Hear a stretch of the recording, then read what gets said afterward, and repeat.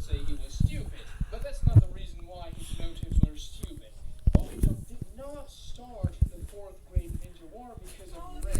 Hey! Because he's supposed to be the Ninja. But that really didn't make much sense if you think about it. Why would Obito even do that? Who would even root for it? Because everyone would be inside those cocoons and under Infinite Tsukuyomi, so they would essentially be paralyzed and under an illusion.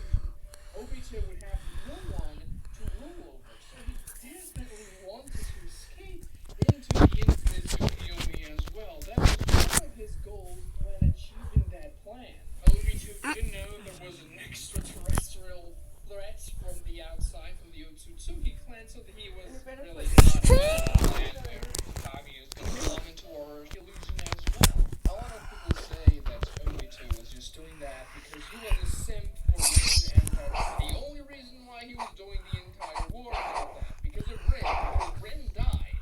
And yeah, he does say that, but that's not why he is warring against the Shinobi Alliance. He starts the war because he sees that this world is bad, as I mentioned before.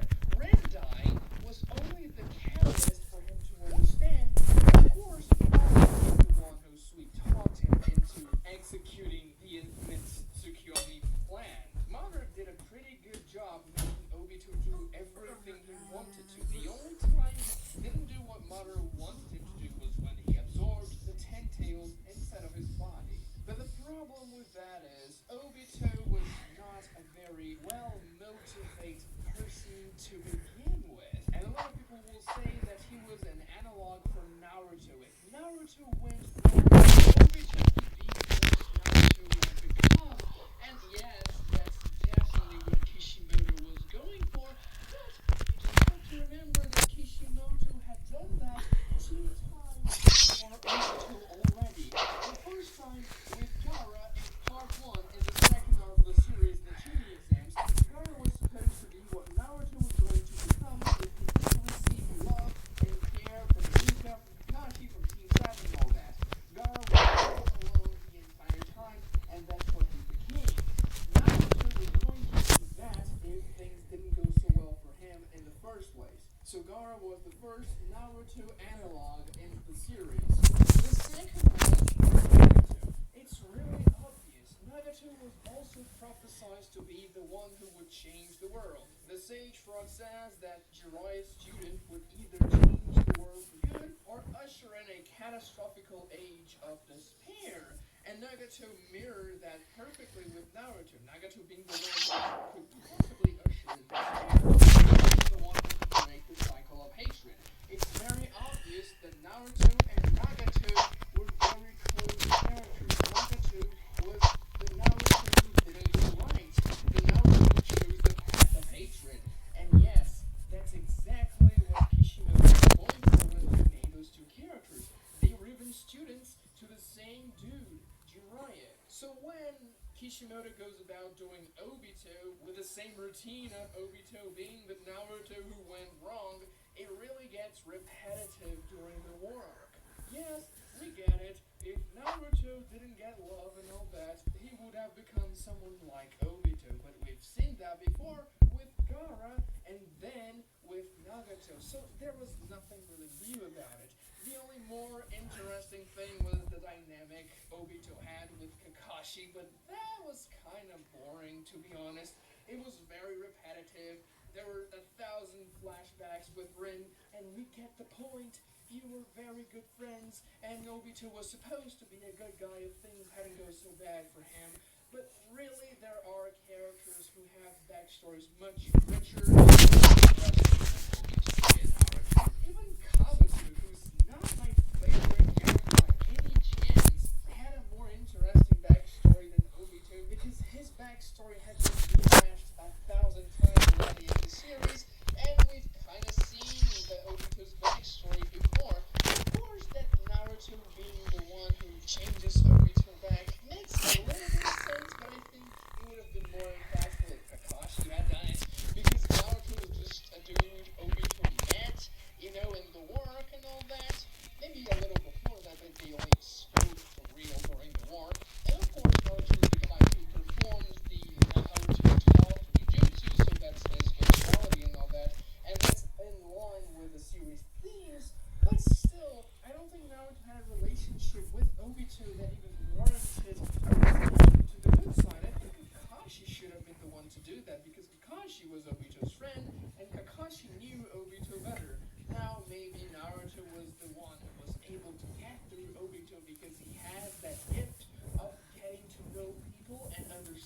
them and sympathizing with them.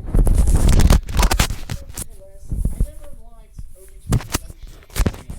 I've always got the feeling that the entire Ren subplot was kind of forced upon the audience, and they meant us to care about Ren, but honestly, I never gave a damn about her at all. Even in the Kakashi Gaiden arc, I didn't care about Ren. I just cared about Kakashi. And Obito was like, oh, I guess that's Kakashi's friend. He gave him the Sharingan. I think that's alright. I don't really care too much about it after that. When Obito was quote-unquote Madara, I just think he was a better character. Not only because he looked cooler, he sounded cooler as well with those catchphrases that Madara and Obito was just repeating them.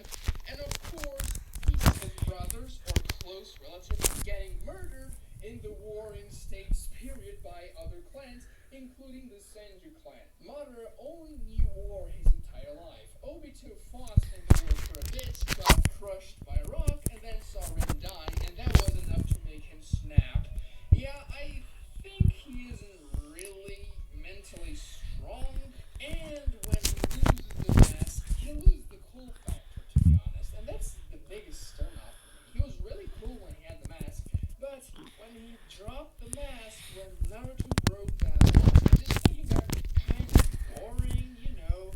Okay, we know who he is right now, and he doesn't look very cool now, and sure, Madara fighting alongside him from the get-go whenever he loses the mask really didn't help, because just you can't really compete with Madara in terms of coolness or even character development, so he was definitely overshadowed by Madara, and then he got to be the Jinchuriki of the Ten Tails and all that, and that may have improved things for him, but I don't really see that. Things just became the same. He was just a little bit more powerful, and then Naruto and Sasuke came in and defeated him in a very lackluster fashion, to say the least. I never thought that the majestic attire Susanoo fusing Naruto's Kurama avatar with Sasuke's Susanoo should have been done against Jubito, because to me that's a very ending of the series situation there. It's one of the most insane power-ups Naruto and Sasuke had, and one of the most symbolic things between the two. I think that should have been saved